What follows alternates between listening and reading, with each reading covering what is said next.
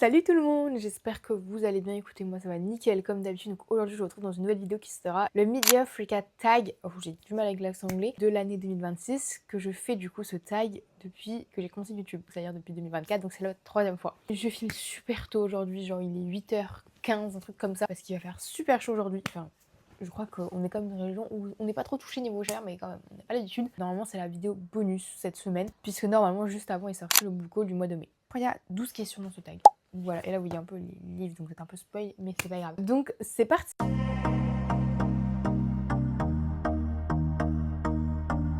Cette vidéo sera aussi en format court, entre guillemets, sur TikTok. Je la mettrai aussi en réel sur Instagram. De toute façon, je vous reposterai régulièrement mes TikTok sur Instagram. Maintenant, je fonctionne comme ça, c'est plus simple. Sachant que maintenant, je poste un peu moins de vidéos où je parle et tout, parce que niveau montage, ça fait beaucoup de montage entre YouTube et BookTok, enfin...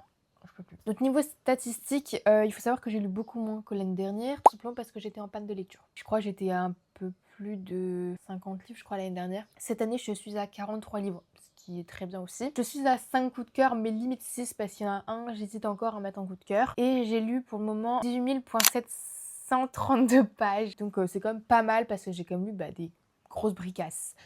Donc voilà, c'est aussi pour ça peut-être que j'ai lu moins, je sais pas. Parce qu'au mois de février, je sais que j'ai enchaîné les livres de plus de 700 pages à chaque fois. Première question, c'est les meilleurs livres que j'ai lus. Donc ça va être mes coups de cœur tout simplement. Premier coup de cœur de l'année, c'était Et vous brûlerez dans ma haine de Justine Tiffany que j'ai commencé le 1er janvier. Donc premier livre de l'année, premier coup de cœur. C'était voulu. Je voulais aussi commencer par La Plume de Justine en début d'année. Donc moi je l'ai en version relié collector, mais je sais que du coup vous le posez souvent sur les réseaux sociaux comment ça se fait que je l'ai eu en avant-première, parce qu'il sort en octobre, parce que moi j'ai lu dans le pack des éditions Plume Blanche. Je sais qu'il y en a qui l'ont eu plutôt dans les salons.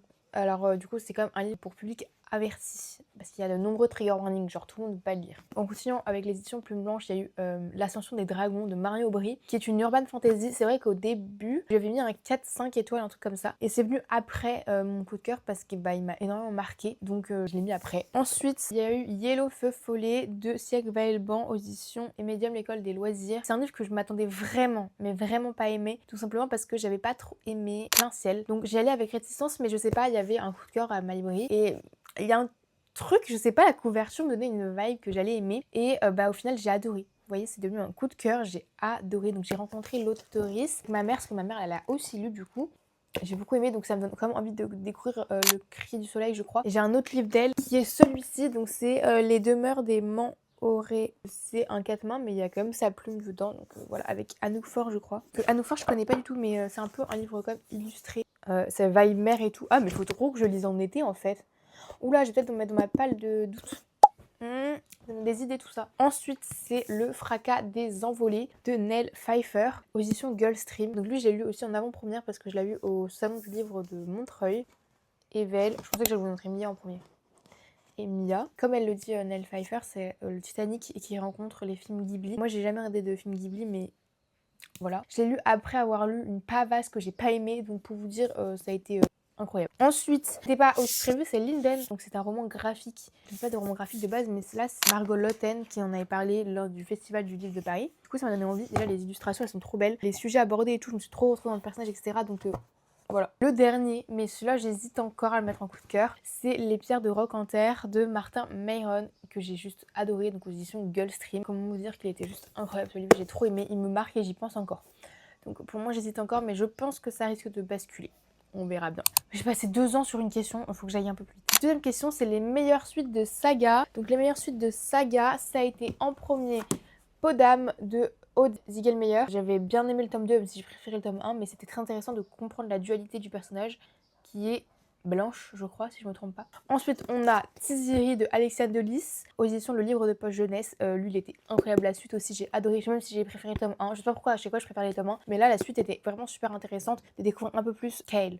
Et ensuite, Seruria. Pour le coup, là, j'ai préféré le tome 2 au tome 1. Du coup, de Martin Mayron, encore un peu plus. Audition Gulfstream, j'ai trop aimé. Donc, beaucoup plus. On est sur une nouvelle quête, un nouveau monde qui est introduit et tout. Et j'étais peut-être un peu moins en panne de lecture aussi, donc j'étais beaucoup plus engagée dans l'histoire. Ensuite, question 3. Quelles sont les sorties que je n'ai toujours pas lues? Et là, vous pouvez me taper sur les doigts si vous voulez. Hypez-moi dans les commentaires pour les lire, mais bref, c'est trop grave. En premier, on a Fauve de Léna Jomaé. aux éditions Plume Blanche, du coup que j'ai eu en avant-première. Ce livre me donne extrêmement envie. La plume de Lena Jomae me donne extrêmement envie, donc faut pas que je traîne trop. Le monde est plus encore de Zila Rosa aux éditions Nessian. Pareil, je l'ai vu tellement passer, mais en fait je voulais attendre que la hype redescende sur ce livre pour pouvoir le lire, que j'ai pas voulu trop m'engager. Ensuite, on a, alors lui c'est grave parce que déjà premièrement je l'ai en avant-première, deuxièmement il est dédicacé, troisièmement je l'ai rencontré 2 fois l'autrice. C'est La mémoire des eaux de Margot Lotten, c'est le tome 1 aux éditions Plume Blanche, sachant que j'ai le tome 2 en avant-première également. Quand la vidéo sortira, il sera sorti cette semaine-ci ou la semaine juste avant, ça dépend quand je le sortirai. Mais là c'est grave que je l'ai pas lu. En plus moi j'ai dans la première édition, vous voyez l'édition là beaucoup plus fine.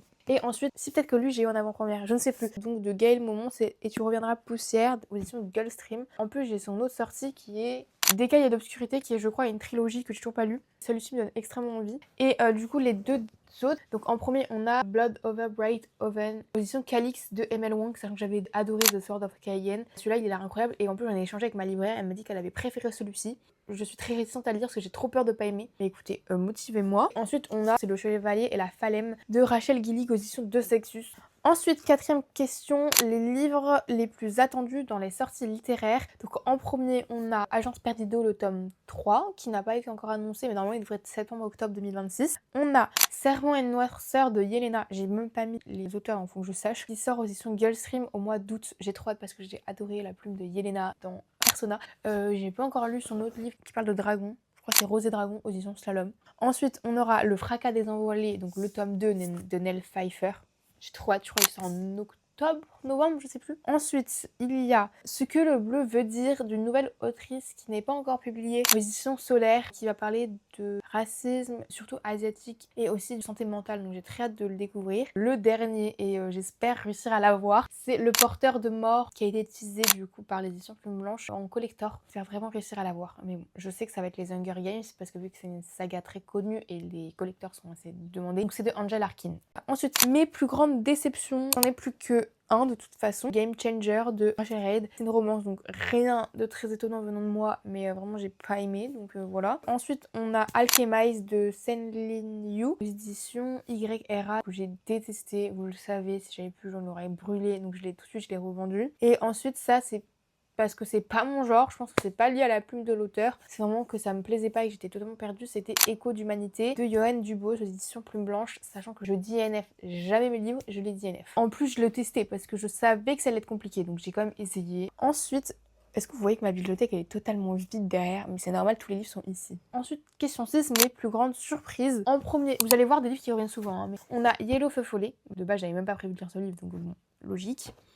Ensuite, on a Serruria de Martin Mayron. Très franchement, c'est une grosse surprise, la plume de Martin Mayron. C'est devenu dans mes préférés. Et on a Polonia de Oksana Hop. Il n'est plus édité aux éditions Plume Blanche, qui va être normalement, j'espère, réédité. Et c'est une dystopie et elle était incroyable. Ensuite, mes nouveaux auteurs-autoristes préférés. On a Marion Aubry pour L'Ascension des Dragons. On a Justine Tiffany, même si en soi je l'ai vraiment découvert en 2025. Du coup pour évoluer dans ma mais en vrai c'est pour Angélion surtout. Martin Mayron pour Serruria et les pierres de Rocanter. J'espère lire ces autres livres, il faut que je les commande parce qu'ils sont pas disponibles à ma librairie. Et on a Nell Pfeiffer, même si je l'avais déjà découvert, mais du coup avec Le Fracas des Envolées. Voilà. Question 8, mon nouveau personnage préféré. Du coup, on a Mia Hirondelle pour Le Fracas des Envolées, Yellow pour Yellow Feu Follet. En vrai, vous allez voir, c'est mes coups de cœur en fait en soi. Linden, bah du coup pour Linden. Goliath pour Les Pierres de Rocanter. Nerelia pour Et vous brûlerez dans ma haine. Et Enma du coup pour L'Ascension des Dragons.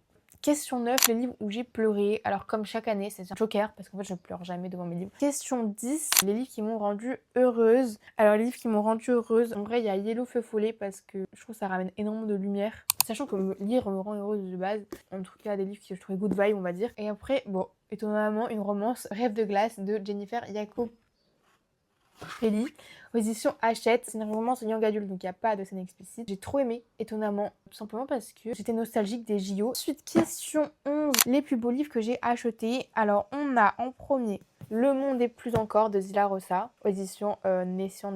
On a Plus sombre et la rose de Solène Doriac, que j'ai lu avec la box Chucky Tales.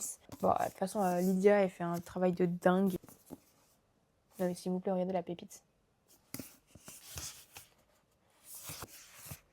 Ensuite, on a aussi, je pense, Les Pierres de Rocanter parce que la couve, elle est tellement mimi, regardez. Et puis elle représente tellement le livre. Je l'ai mis au dernier moment, c'est Briseuse de marbre de Lydie Tabarin, aux éditions Solaire. Je trouve qu'elle est magnifique. Et même le jaspage, moi qui suis pas fan des jaspages, pour le coup là je sais pas, j'ai trop aimé. Donc voilà. Ah, il y a un marque-page dedans, je savais même pas que j'avais un marque-page. Bah, en même temps j'étais à la dédicace. Et le dernier, mais je l'ai pas sorti, c'est lui, La Guilde des Ombres. Et regardez, ils sont trop beaux. Alors, donc le tome 1, en rouge comme ça. Le tome 2 qui est, je vous avoue, mon préféré. Le tome 3. Alors le jaspage, il a fait apparemment énormément de débats, mais moi je l'aime beaucoup le jaspage. Je trouve qu'il est trop beau, les fleurs et tout comme ça. Dernière question, c'est les livres que je dois absolument lire et donc qui sont en train de sortir de ma palle. On a en premier Le Chant des Voiles de Tiffs, aux éditions Plume Blanche. Moi, du coup, je l'ai en broché et j'aime beaucoup la version brochée également. J'ai très hâte de lire et du coup, il est dans ma palle de juillet. Donc lui, il sort coup sûr. Ensuite, on a Le Porteur de Mort, tome 3 de Angela Arkin. Pour tout vous dire, c'est ma lecture en cours. Voilà, et il va sortir en vlog. Celui-là, sûrement aussi, va sortir en vlog lecture.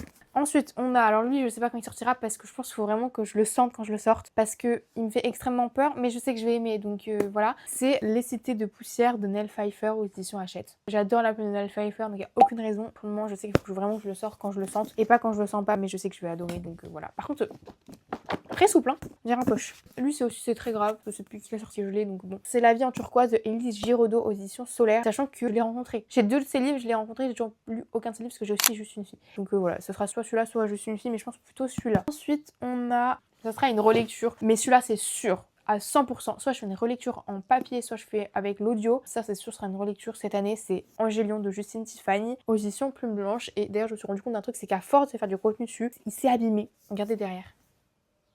Le dernier, qui sera sûrement dans un vlog lecture, mais je vais pas vous dire le titre. J'ai très hâte de le lire parce que ça parle de mon pays d'origine. C'est Banmi Fortou de Trinity Nguyen aux éditions Slalom. Donc voilà pour ce Mid-Year Freak Tag. J'espère qu'il vous aura plu. Si vous a plu, dites-le moi. Si vous avez lu l'un de ces livres, dites-le moi. Si je vous ai donné envie de lire ou si vous avez besoin de plus de précisions sur certains livres, dites-moi ça dans les commentaires. Je peux vous donner des précisions. Et sur ce, je vous dis à la prochaine pour une prochaine vidéo. Salut!